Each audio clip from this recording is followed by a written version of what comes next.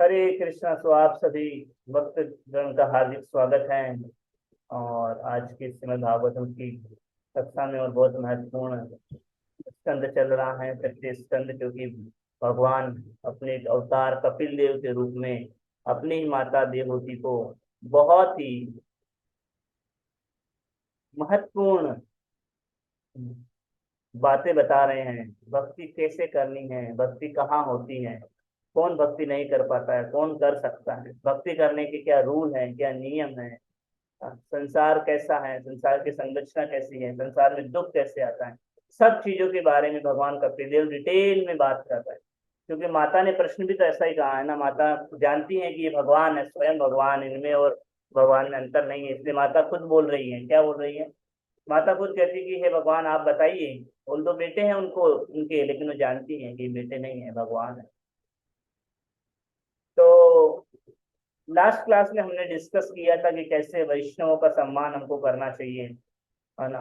वैष्णव के शरीर को देख करके हमको कुछ टिप्पणी नहीं देनी चाहिए, कुछ कमेंटबाजी नहीं करनी चाहिए, है ना। और दूसरा पॉइंट हमने डिस्कस किया था कि किस प्रकार हम अपने दान को और अपने बाकी चीजों को शुद्ध बना सकते हैं।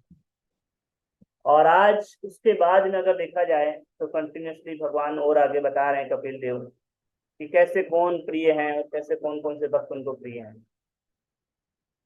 कल वाले श्लोक में भगवान कपिल देव बता रहे थे कि कैसे जो है, कहते हैं कि भगवान का न तो कोई प्रिय है, न ही कोई शत्रु या मित्र है। कोई प्रिय नहीं भगवान का, न कोई शत्रु है भगवान का, न कोई मित्र है भगवान। किंतु जो उन्हें भूले नहीं, वे प्रेरणा देते हैं, और जो उन्हें भूल चुके हैं उनका क्षय कर देते हैं।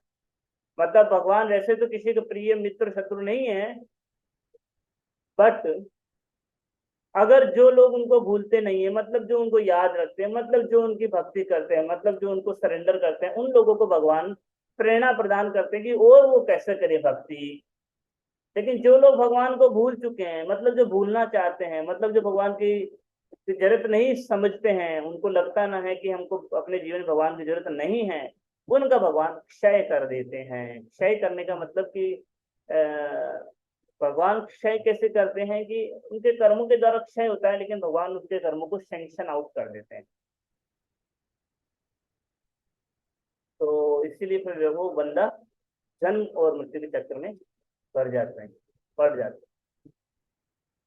और इसीलिए कहा जाता है कि बिना भगवान की सहायता से हम संसार को पार नहीं कर सकते। और आज के श्लोक में बता रहे हैं कि भगवान की ग्रेटनेस को बताया गया है कि कैसे भगवान ग्रेट हैं, कितने ग्रेट हैं, उसके बारे में बताया गया है कि भगवान के भय से वायु बहती है। तो कहने का मतलब है कि भगवान, वायु जो है वो भगवान के नीचे है। तो बिल्कुल सही बात है, कोई दिक्कत नहीं इसमें कोई, क्योंकि वायु तो भगवान के नीचे ही है। क्योंकि वायु देवता कौन है?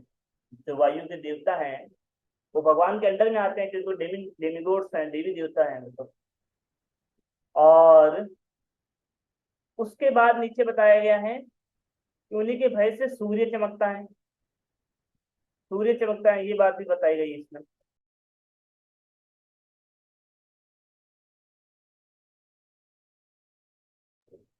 तो उन्हीं के भय से सूर्य चमकता है। वर्षा बोलते हैं कि वर्षा के जो देवता होते हैं वो पानी देते हैं, उन्हीं के भय से। हमने गोवर्धन लीला में ऑलरेडी देखा था ये कि कैसे भगवान कृष्ण जो है, आ, जब बोले सभी देवी देवताओं की भाई क्या करना है, यज्ञ किसके लिए करना है, गोवर्धन पूजा करनी है। देवताओं का, इंद्र का यज्ञ नहीं करना है। इंद्र को लगा कि मैं कंट्रोल करता हूँ, बहुत ज्यादा पानी गिरा दिया, लेकिन भगवान ने कंट्रोल कर दिया। तो फिर इंद्र ने बोला तुम भूलो मत, तुम भूलो मत। क्यों मत भूलो? तुम मत भूलो कि तुमको मैंने ही शक्ति दिया है सबको पानी देने का। तो तुम अपने आप को नियंता मत समझ लो। तुमको जो शक्ति है वो मेरे से ही आ रही है। तो तुम अपने आप को नियंत्रण समझ के, अपने आप को कंट्रोल समझ के ये मत सोचो कि मैं ही करता हूँ। तो इसलिए हम बताए भगवान यहाँ पे कि वर्षा भी होती है भगवान की, उसी से होती है, इच्छा से होती है, भगवान की कंट्रोल में जाके होती है। और नीचे चौथी बात जो बता रखे हैं कि उनके भय से नक्षत्रों का समूह चमकता है, मतलब स्टार्स जो होते हैं वो सब चमकते हैं। प्रभुपाद जी पढ़ में बता रहे कि ऑलरेडी भगवान गीता में बोल चुके हैं। कहाँ बोले हैं आप बोलोगे प्रभु जी, कहाँ बोले हैं? प्रभुपाद बता रहे गीता में, भगवद गीता 9.10, क्या बोलते हैं भगवान गीता में? मया दक्षेण प्रकृति सूयते सचराचरम हेतुनानेन कौन्तेय जगद्वी परिवर्तते। भगवान क्लियरली बोलते हैं, क्या कहते हैं? मया दक्षेण प्रकृति, मया अध्यक्षेण, मया मतलब मेरे, मेरे अंडर में, अध्यक्षेण अध्यक्षता में, मेरी अध्यक्षता में क्या होता है? मया अध्यक्षेण प्रकृति, प्रकृति जो है क्या करती है? सूयते सचराचरम, सचर अचर जितने भी लिविंग एंटिटीज है, नॉन लिविंग एंटिटीज है, प्रकृति मेरे अंडर में कार्य करती है। उस प्रकृति की वजह से ही जितने भी मूविंग है और नॉन मूविंग लिविंग एंटिटीज है, उन सब का जन्म होता है, उन सब का क्रिएशन होता है, वो सब उनके कंट्रोल में है। हेतुनानेन कौन्तेय जगद्वी परिवर्तते, हेतुनानेन, मैं इसका कारण हूं। जो प्रकृति कारण है उनका कारण कौन है? मैं हूं। तो भगवान के लिए बोल रहे हैं गीता के अंदर ही, भगवान कितने श्लोकों में बोल रहे हैं। एक पहले श्लोक आता है, मया ततम इदम सर्वम जगत व्यक्त मूर्तिना मत स्थान सर्वभूतानि न चाहम देशवस्थितः। 9.4 में भगवान बोलते हैं, मया ततम इदम सर्वम जगत अव्यक्त मूर्ति नाम, की सारा जो संसार है ये व्यक्त रूप में और अव्यक्त रूप में। अव्यक्त रूप में जब मतलब जब सब कुछ भगवान के गर्भ कारणोदकशाही विष्णु के गर्भ में चला जाता है, महाविष्णु के शरीर में सब चले जाते हैं सारे प्लेनेट, तब उसको बोलते हैं अव्यक्त है। और व्यक्त मतलब जब प्रकृति बनी हुई है तो उसको बोलते हैं व्यक्त है। तो चाहे व्यक्त कंडीशन में हो चाहे अव्यक्त कंडीशन में हो, दोनों ही कंडीशन में क्या है? भगवान क्या है? कंट्रोल कर रहे हैं। ये बात कौन बताना चाह रहे हैं? ये बात बता रहे भगवान खुद भगवत गीता के अंदर। और इस प्रकार अनेक अनेक श्लोक हैं, केवल भगवत गीता में नहीं, अनेक अलग अलग शास्त्रों में है, जहाँ पे इस बात की क्लियर कट ये बात आती है सामने कि भगवान कंट्रोल करते हैं। भगवान 10.2 श्लोक में बोलते हैं, न मे विदुषुर गणः प्रभवन्त्य न महर्षयः, न मे विदुषुर गणः। भगवान उसमें बोलते हैं कि जितने भी देवी देवता लोग हैं वो सभी मेरे अंडर में कार्य करते हैं, वो लोग भी मुझे नहीं समझ सकते हैं। तो अगर ये बात बोलना चाहेंगे तो बहुत सारे श्लोक है। आप चाहो तो भगवद गीता का 10वें अध्याय का 8 नंबर का श्लोक आपको पता होगा, अहम सर्वस्य प्रभवो मत्ता सर्वं प्रवर्तते इति मत्वा भजन्ते मां बुधा भाव समन्वितः। इस श्लोक के परपट में जहाँ पे भगवान बोलते हैं कि मेरे से सब कुछ उत्पत्ति हो रही है, इस श्लोक के परपट में गोपा जी ने कम से कम 8 से 10 अलग अलग शास्त्रों से, पुराणों से, वेदों से, उपनिषद से कोट करके बताया हुआ है कि कहाँ पर कैसे बताया कि भगवान कृष्ण सुप्रीम है। तो आप चाहो तो इसको पढ़ सकते हैं, इसमें और डिटेल बता रहे हैं। तो अगर हम ये देखना चाहेंगे कि वास्तव में संसार कैसे चल रहा है, तो इसमें कदाचित समय नहीं लगेगा हमको ये जानने में और ये समझने में कि भगवान कृष्ण ही संपूर्ण सृष्टि को चला रहे हैं, उन्हीं के अंदर में है। कोई भी विद्वान व्यक्ति जो गीता पढ़ता है वो इस बात को समझ सकता है। लेकिन फिर भी आप कहोगे कि प्रभु जी लेकिन संसार में तो फिर भी हम देखते हैं ऐसे इतने सारे लोग हैं जो क्या है, जो नहीं मानते हैं भगवान को, जो नहीं करते हैं भगवान की पूजा, जो कहते हैं कि भगवान के अंदर में नहीं चल रहा है। तो बिल्कुल कोई बड़ी बात नहीं है इसमें। संसार में हमेशा कुछ लोग सुर मतलब देवता रूपी रहेंगे, कुछ लोग असुर रहेंगे। दो प्रकार के मेंटेलिटी के लोग हमेशा संसार में रहेंगे। तो कुछ लोग भगवान के भक्त हैं, कुछ भक्त भी रहेंगे। भगवान खुद गीता में बोले हैं ये बात। ऐसा नहीं है कि भगवान गीता में केवल यही बोले कि सब मेरे भक्त ही हैं और कोई नहीं संसार में, ऐसा नहीं पागल बना रहे। भगवान बोले हैं, खुद भी भगवान स्वीकार किए हैं ये बात को कि रहेंगे कुछ लोग ऐसे रहेंगे जो मेरी बात नहीं मानने वाले हैं। न माम दुष्कृतिनो मूढ़ा प्रपद्यन्ते नराधमः माया परत ज्ञानासुरं भावमाश्रितः। आप पढ़िए भगवत गीता का 7.15 नंबर का श्लोक 7:15। भगवान यही बोलते हैं। क्या बोल रहे हैं भगवान गीता में? क्लियर बोल रहे हैं कि 4 प्रकार के लोग मेरे शरण में नहीं आएंगे। अर्जुन को पहले ही बोल दिए। मान लो अर्जुन डाउट करता हो कि क्या भगवान सब आपके अंडर में है, बोले नहीं नहीं, 4 प्रकार के लोग हैं, ये 4 कैटेगरी के लोग नहीं आएंगे कभी हमारे पास। तो हमको इसमें इसमें वो क्या कहते हैं ना, आश्चर्य होने की बात नहीं है कि अरे सब लोग क्यों नहीं आ रहे हैं यार, अगर इतनी अच्छी चीज है तो सब लोग क्यों नहीं भक्ति कर ले रहे हैं। हाँ, अगर वास्तव में भगवान ने सब कुछ क्रिएट किया तो सब लोग क्यों नहीं मानते? भगवान खुद बोले कि नहीं मानेंगे। तो फिर हमारी तो बात ही क्या है, तो भगवान ही बोल दिए नहीं मानेंगे। प्रभुपाद से एक बार पूछा गया, प्रभुपाद जी ने यही बोला कि सबकी क्वालिफिकेशन नहीं है ये चीज मानने की, सब उतने उसने लेवल पे नहीं है। प्रभुपाद जी इसका क्या उदाहरण देते हैं, बोलते हैं कि सब्जी मार्केट या मच्छी मार्केट में लाखों लोग आते हैं, लेकिन डायमंड की दुकान पे 5 लोग आते हैं। इसका मतलब ये थोड़ी ना हो गया कि सब्जी की दुकान में सब्जी ज्यादा कीमती है, डायमंड कम महंगा है, इससे लोग कम जा रहे थे। प्रभुपाद जी बोलते हैं क्योंकि कम लोग क्वालिफाइड है डायमंड की दुकान पे जाने के लिए, इसीलिए जो भगवान के शुद्ध भक्त बनने के लिए बहुत कम लोग क्वालिफाइड रहेंगे। तो हमको कभी ये ऐसा नहीं होना चाहिए डाउट, अरे प्रभु जी ये भक्त तो भक्ति नहीं कर रहा है, ये भक्त तो इतना महान है, अरे प्रभु जी ये व्यक्ति इतना महान है, ये भक्ति क्यों नहीं कर रहा है, अरे प्रभु जी ये तो इतना अमीर है। नहीं, जरूरी नहीं है कि सब लोग भक्ति करेंगे। ये हो सकता है भक्त, कुछ लोग भक्ति स्वीकार भी कर ले, तो सबका अलग अलग लेवल का भक्ति होगा, कोई बहुत सीरियस होगा, कोई कम सीरियस होगा, कोई उससे कम सीरियस होगा, वो थोड़ा बहुत भक्ति करेगा।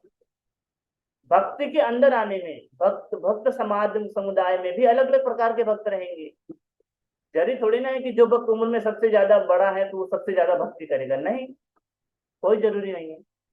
तो हमको ये नहीं देख लेना है कि अरे प्रभु जी ये भक्त तो देखो पिछले 30 साल से भक्ति में है, लेकिन प्रभु जी ये तो केवल एकादशी को ही मंदिर आते हैं प्रभु जी, तो फिर मैं भी प्रभु जी केवल एकादशी को मंदिर आऊं, चलेगा क्या? नहीं चलेगा। उनका भक्ति अलग है, आपका भक्ति अलग है। वो तो 2 ही चपाती खाते हैं, फिर आप भी बोला करो प्रभु जी मैं तो 2 ही चपाती खाऊंगा, ये तो सीनियर भक्त है। नहीं ना, हम तो खाते हैं ना अपने हिसाब से, क्या बोलते हैं हम, प्रभु जी हमारा पेट होगा जितना खाएंगे। तो उसी प्रकार भक्ति भी हमको अपने हिसाब से करनी चाहिए, हमको कभी भी जीवन में किसी दूसरे से कंपेयर नहीं करना चाहिए अपने आप को, हमको अपने हिसाब से भक्ति करना चाहिए। तो ये हमको सीखना चाहिए। एनीवे, तो भगवान यहाँ पे बताना चाह रहे हैं, किससे भगवान की ग्रेटनेस को स्थापित किया जा रहा है, कि भगवान की वजह से सब कुछ चल रहा है। ये तो चलो भौतिक संसार हो गया, हमारा इस श्लोक से अपने जीवन में क्या सीखने को मिल सकता है?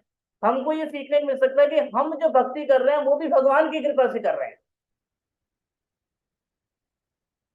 हम जो भक्ति कर रहे हैं वो भी भगवान की ही कृपा से कर रहे हैं। श्रील प्रभुपाद जी कहते हैं कि हम सबको इतना घमंड नहीं हो जाना चाहिए कि हम लोग बहुत प्रचार करते हैं। प्रभुपाद जी बोलते हैं कि जिस दिन, एक भक्त को बोलते हैं प्रभुपाद जी कि जिस दिन चैतन्य महाप्रभु ने तुम्हारे सिर से हाथ हटा लिया उसी दिन तुम गिर जाओगे, उसी दिन तुम गिर जाओगे, मतलब भक्ति के पास उसी दिन तुम गिर जाओगे। चैतन्य महाप्रभु की कृपा है असीम, भक्तजनों की कृपा है असीम, भगवान की कृपा है असीम, इसकी वजह से हम कर, भगवान की कृपा की वजह से हम भक्ति कर पाते हैं, उनकी कृपा की वजह से हम भक्ति को समझ पा रहे हैं। भगवान को समझना भी भगवान की कृपा से होती है। ब्रह्मा जी खुद बोलते हैं अथापित देव पदाम्बुजद्वयं प्रसादलेशानुग्रहित एव हि जानाति तत्त्वं भगवन् महिमनो न चान्य एकमपि चिरं विचिन्वन्। क्या बोलते हैं ब्रह्मा जी, क्या बोल रहे हैं? ब्रह्मा जी बोल रहे हैं अथापि ते देव पदाम्बुजद्वयम्, बोले मैं उन 2 चरणों, जो भगवान के जो 2 चरण उनको मैं प्रणाम करता हूँ। बोलते प्रसाद लेशानुग्रहित वही प्रसाद लेश, उनके अगर लेश मात्र भी प्रसाद मिल जाए, उतनी उतनी भी कृपा मिल जाए ना, अगर थोड़ी सी भी भगवान की, तो क्या होगा? प्रसाद लेशानुग्रहित वही, तो मैं जान जाऊंगा, मैं समझ जाऊंगा, भगवान को समझ सकते हैं हम। इसलिए बोल रहे हैं अथापित देव पदाम्बुजद्वयं प्रसाद लेशानुग्रहित वही जानाति तत्त्वं भगवन् महिमनो। बोले अगर इतनी भी कृपा हो गई तो क्या है? जानाति तत्त्वम, भगवान को हम तत्व से समझ सकते हैं, भगवन् महिमनो, भगवान की महिमा को। न चान्येकम अपि चिरम विचिन्वन्, लेकिन न चान्यम, लेकिन अगर उनकी कृपा नहीं हुई है तो क्या होगा?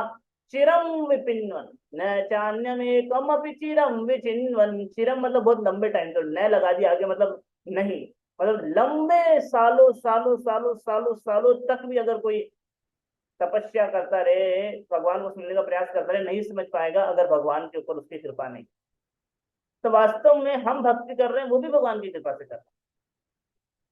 तो ये भाव हमको हमेशा होना चाहिए हमारे हृदय में कि वैष्णवों, भक्तों और भगवान की कृपा से ही हम भक्ति कर पा रहे हैं भगवान को। इसलिए हमको हमेशा प्रार्थना करनी चाहिए। जैसे प्रभुपाद जी कैसे एक बार अमेरिका में थे तो लेक्चर में बोल रहे थे कि माया मुझे छू नहीं सकती है, और फिर प्रभुपाद जी जाते हैं अल्टर के पास में, क्लास के बाद में भगवान को प्रार्थना करते हैं, हे भगवान आप मुझे कृपा कीजिए कि मैं माया में गिरूँ ना।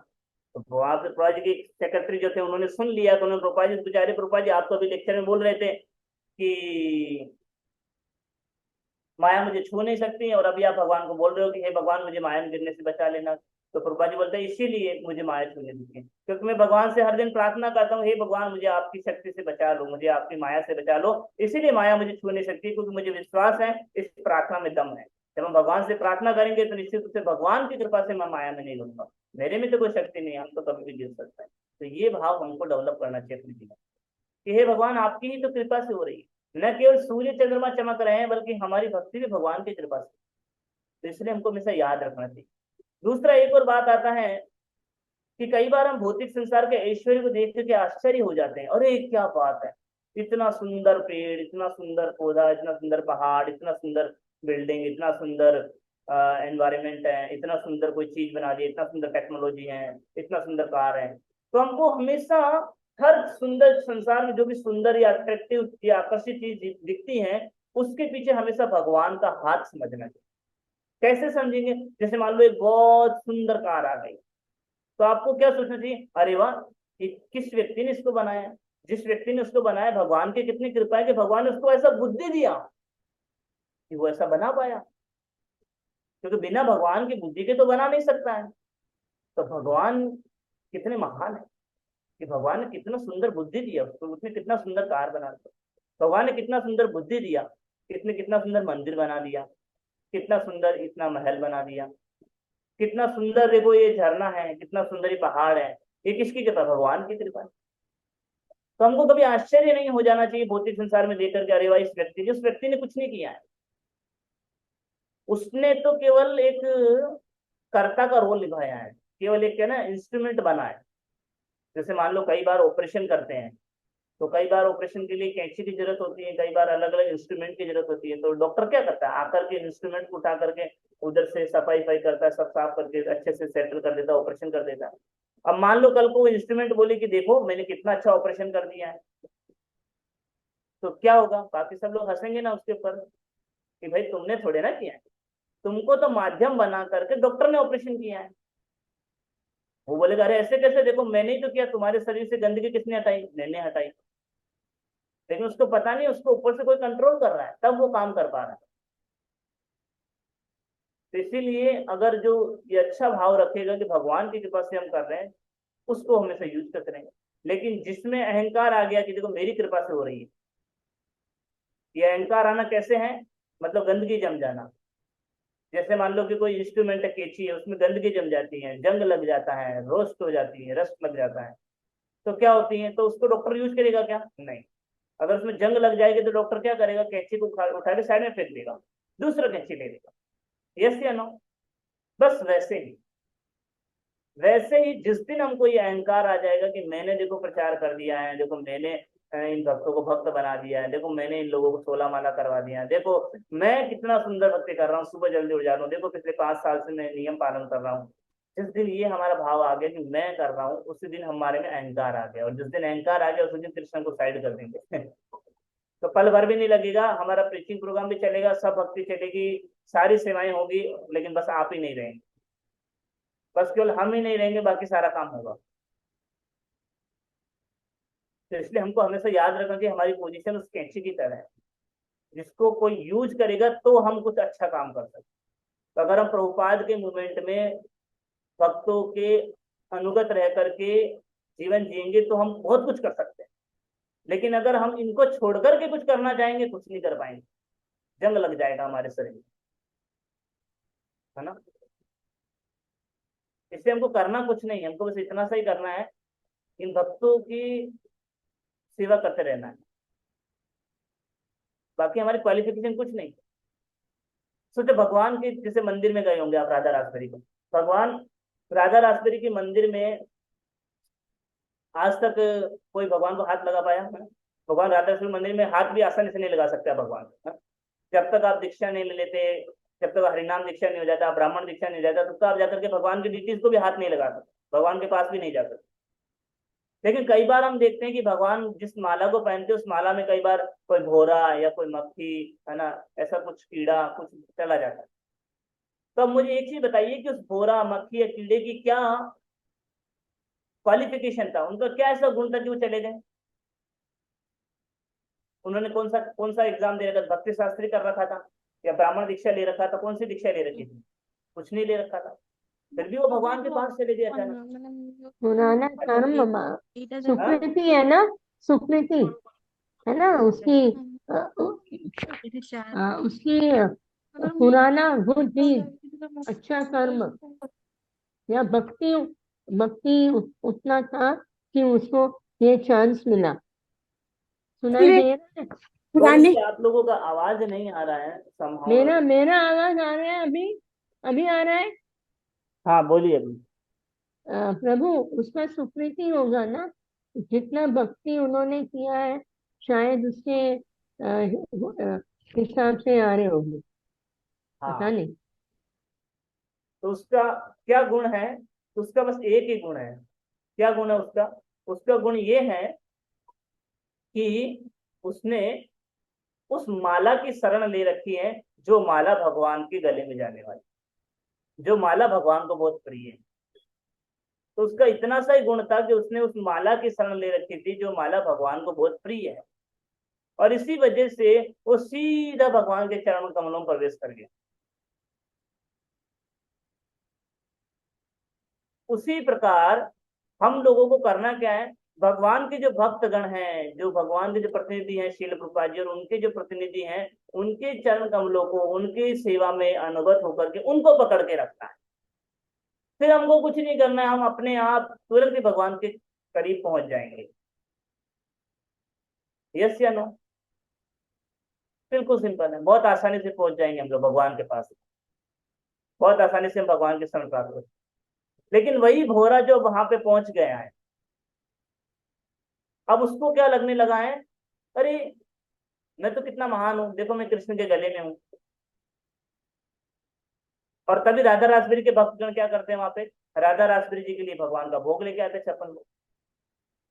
उसको लगता है देखो मैं भी तो कोई कम थोड़ी ना हूँ, भगवान थोड़े ऊपर है, मैं भगवान के गले तक हूँ, तो मैं भी तो देखो, लोग मुझे भी पूजा अर्चना कर रहे हैं। बहुत सारे लोग आते हैं ऐसे आरती दिखाते, दिया देखा, उसको लगता है मेरे को दिखा रहे हैं। उसको अहंकार आने लग जाता है, उसको लगता है देखो सब लोग मेरी पूजा कर रहे हैं, देखो सब लोग मेरे मेरे को अप्रिशिएट भी कर रहे हैं। हाँ, तो उसको घमंड आ जाता है। और घमंड आते ही आदमी क्या करता है? भोग करना चाहता है। तो वो भोरा वहां से उठ करके, कहां से उठ करके? भगवान के गले में जो लगी माला थी वहां से उठ करके सीधा कहाँ पे आता है? भगवान के भोग में आता है। और भोग में आकर के खाना चाहता है। अब जैसे ही भोग में खाना चाहेगा तो तुरंत क्या करेगा? भक्त को दिख जाएगा, और भक्त क्या करेगा? तुरंत उसको उठा करके सीधा डस्टबिन में फेंक देगा। तो यही हमारी हालत हो गई इस संसार के अंदर। जैसे ही हम इस संसार के अंदर भोग करना चाहेंगे, तुरंत हमको उठा करके फेंक दिया जाएगा। हम भक्ति में आते हैं नए नए भगवान की कृपा से, भक्तों की कृपा से भक्ति में आते हैं, और भक्तों की कृपा से गुरु की शरण लेते हैं, और धीरे धीरे गुरु के शरण में रहते रहते हमको लगने लगता है हम भी कोई कम आदमी नहीं है। गुरु इतनी सेवा कर रहा है, हम भी कुछ सेवा कर रहे हैं। हमारे सीनियर इतना सेवा कर रहे हैं, हम भी इतना सेवा कर रहे हैं, हम भी सीनियर से कुछ कम नहीं है, हम भी कुछ तो हैं। और ये कुछ तो है के चक्कर में हमें अहंकार आ जाता है, उस अहंकार के चक्कर में हम लोग फिर भोग करना चाहते हैं। भोग किसका करेंगे? नेम फेम का भोग करना चाहेंगे, क्रेडिट लेना चाहेंगे, लोगों को बताना चाहेंगे, फॉलोअर्स बनाना चाहेंगे, ज्ञान दिखाना चाहेंगे लोगों को। तो जब ये इन रूपों में जब हम भोग करना चाहेंगे, तो राधा रासबी के भक्तगण जब भोरे को देखते हैं तो क्या करते हैं? फेंक देते हैं उठा के। वैसे ही जब हम इस प्रकार की चीजें करते हैं तो माया खड़ी रहती है वहां पे तुरंत। माया का काम यही है, भगवान की सेवा में कोई बाधा ना डाले। तो तुरंत माया देखते हैं, अरे ये क्या कर रहा है यहाँ? वैष्णव समाज के अंदर, भक्त के समाज में गंदगी फैला रहा है यहाँ पे, तुरंत उठा के साइड कर दो। तुरंत हमको उठा के साइड कर जाए तो हमको वापस हो जाएगा, अरे अरे ये क्या हो गया, मैं तो इतना अच्छा भक्ति कर रहा था, नीचे आ गया। हाँ, क्योंकि आप अपराध करना चालू कर दिए। तो इसीलिए जिस दिन हम लोग भोग करना चालू कर देते हैं, जिस दिन हम लोग भगवान की संपत्ति को अपना संपत्ति मान लेते हैं, भोग भगवान के लिए आया था, हम सोचते हैं हमारे लिए। जिस दिन कोई भी चीज को हम अपने लिए यूज करेंगे, गुरु के लिए यूज न करके, भगवान के लिए यूज न करके, अपने लिए यूज करना चालू कर देंगे, उसी दिन हम लोग भोग में लिप्त होता है, और उसी दिन हमको माया पकड़ के साइड में कर देगी। उसी दिन साइड करने का मतलब भक्ति का टेस्ट खत्म हो जाता है। इसलिए बहुत महत्वपूर्ण हमको हमेशा याद रखना है, भगवान की कृपा से, वैष्णव की कृपा से, हमारी भक्ति भी उन्हीं की कृपा से चलो। ये भाव हमारे में रहेगा, तब हम क्या करेंगे? तब हम जीवन में आगे बढ़ पाएंगे। और ये बहुत जरूरी है हमारे लिए। ये हमारे भाव नहीं है, ये तो बड़े बड़े ब्रह्मा शिव जी का भाव है। जैसे कि एक भजन आता है, जैसे एक तो न बुझना, भजन में क्या बताते हैं, मैं आपको गा के बताता हूँ। बहुत सुंदर भजन है, एक भगवान भक्तिविनोद ठाकुर गाते हैं कि ब्रह्मा जी क्या बोल रहे हैं। अभी तो यहाँ पे हम बात कर रहे थे हमारी, यहाँ तो ब्रह्मा जी क्या बोल रहे हैं उनकी बात कर रहे हैं। एको नो बुझिनो प्रभु तुम्हारा चरण, अशोक अभयामृत पूर्ण सर्वख्यान, हे पद लागिया रामा तपस्या कोरीला, जे पद पाइया शिवा शिवत्व लभीला,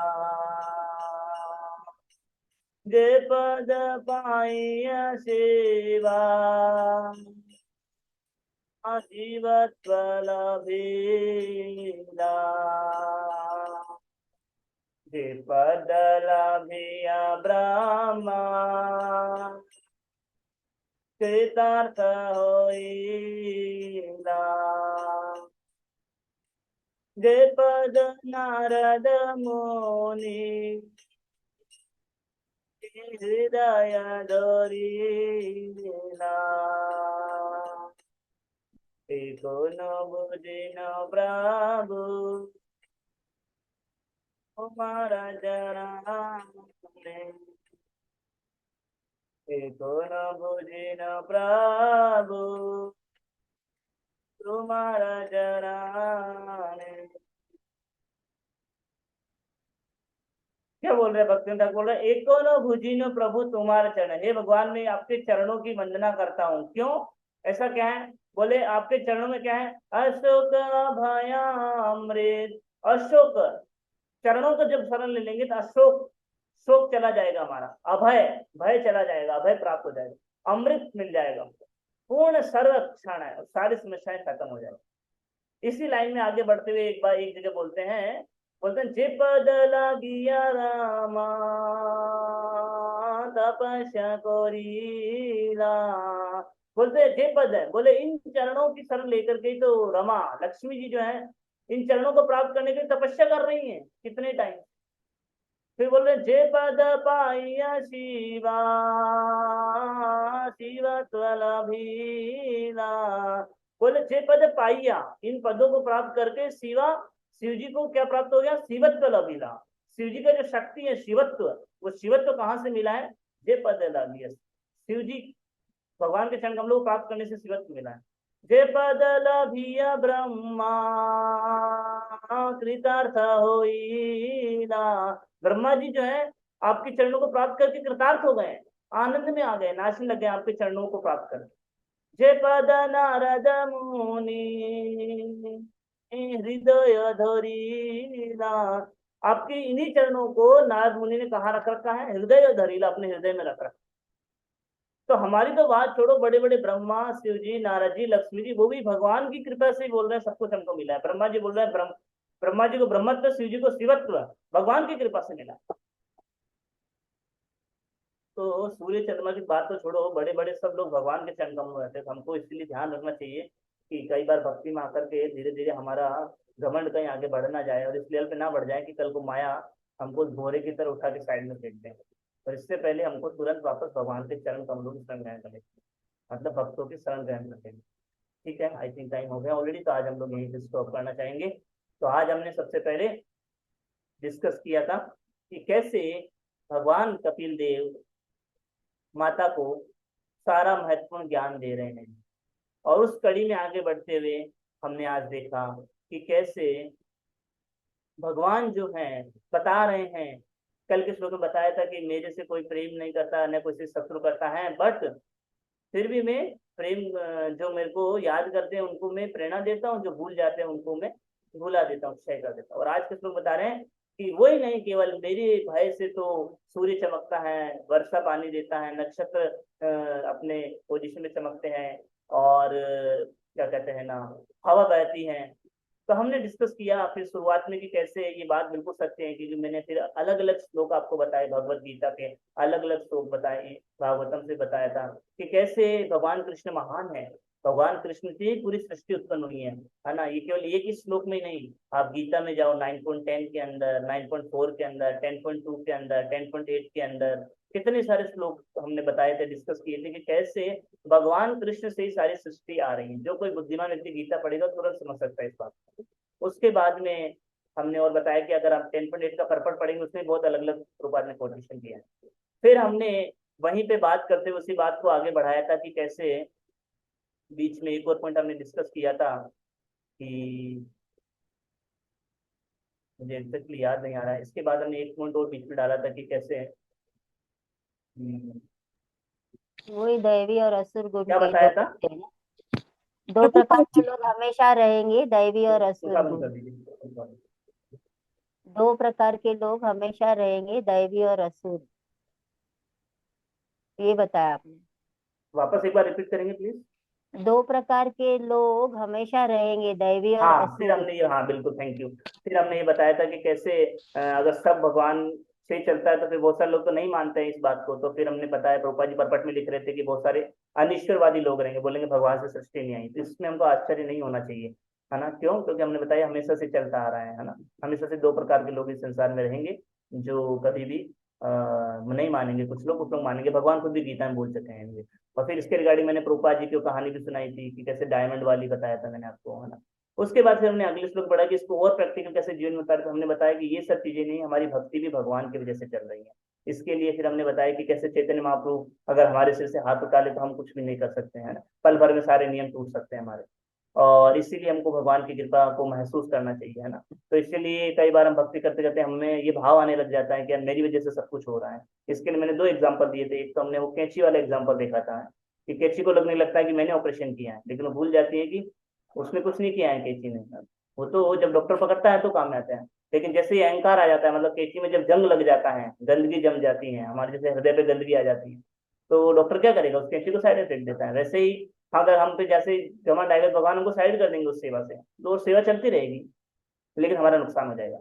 उसी प्रकार से हमने दूसरा उदाहरण भी लिया कि कैसे जो है भगवान का भक्तों का संग मिल गया है, और अभी भक्तों के संग मिलने के कारण हम भी कुछ सेवाएं करने लग गए हैं और कई भक्ति जानने लग गए हैं। तो कई बार हमको घमंड आने लग जाता है इस बात का कि देखो मुझे कितना आता है, मैं भी कोई कम नहीं हूँ। जैसे उस भोरे को घमंड आ गया था जो माला पे चला गया था। उसकी कोई क्वालिफिकेशन नहीं थी, भक्तों की कृपा से वो माला पे चला गया था क्योंकि माला की शरण ले रखी थी। लेकिन जैसे भगवान के गले में जाते उसको घमंड आ गया, तो नीचे आ गया, राजभोग की प्लेट में आकर बैठने लग गया, भगवान की संपत्ति का भोग करने लग गया। तो वैसे ही कई बार हम गुरु की संपत्ति का, और कई बार वैष्णव की संपत्ति का, और कई बार भगवान की संपत्ति का भोग करना चालू कर देते हैं, ये सोच करके कि मेरा अधिकार है इसका। और जब ऐसा सोचते हैं तो तुरंत माया हमको खींच करके साइड कर देती है, जैसे भक्त लोग वो घोड़े को साइड कर देते हैं। तो इसीलिए हमको बहुत महत्वपूर्ण है। फिर हमने बताया एक वैष्णव भजन से कि केवल हमारी नहीं, इवन बड़े बड़े ब्रह्मा, शिव जी, नारद जी, लक्ष्मी जी, इन सब का भी कहना है कि भगवान के चरण कमलों के पीछे वो पागल हो रहे हैं, और उनकी कृपा से उनकी जो शक्ति है वो सब उन्हीं से मिली हुई है। तो ये हमने देखा। इसीलिए हमको ये सीखना चाहिए कि जीवन में केवल भौतिक संसार ही भगवान नहीं चला रहे हैं, आध्यात्मिक संसार ही भगवान चला रहे हैं, और मेरा आध्यात्मिक जीवन भी भगवान चला रहे हैं। इस बात का भी हमको विश्वास होना चाहिए। और ये भगवान कैसे चला रहे हैं? भक्तों के माध्यम से चला रहे हैं, गुरु के माध्यम से चला रहे हैं। तो हमको उनका कृतज्ञ होना चाहिए। ये नहीं सोचना चाहिए कि हमको जरूरत नहीं है भक्तों का, वैष्णव का। हाँ, नहीं तो उनके बिना तो हम कुछ भी नहीं कर पाएंगे। तो आज हम लोग यहीं पे क्लास एंड करेंगे। Thank you very much. आप सब लोगों का बहुत बहुत धन्यवाद। इसी तरह कुछ